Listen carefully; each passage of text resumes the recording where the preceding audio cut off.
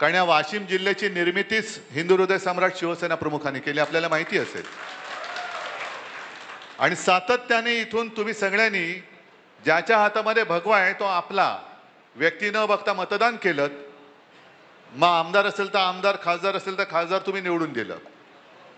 पण नजर लागली, मी म्हणतोय ते एवढ्यासाठी की एक 2-4 वर्षापासून गद्दारीची कीड इकडे लागली.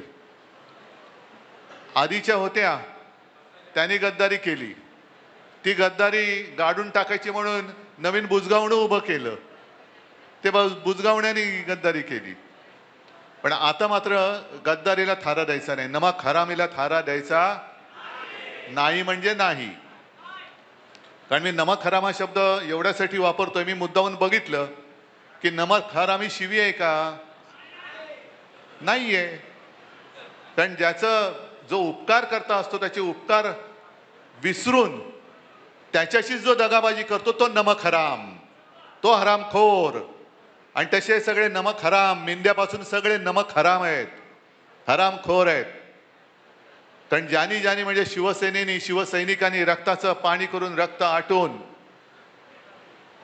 स्वतः काही बघितलं नाहीत तुम्ही, ना कधी विधान भवनात आलात ना कधी संसदेत गेलात. पण यांची स्वप्न ही तुमच्यामुळे त्यांनी बघितली, बघू शकले आणि गेले तिकडे.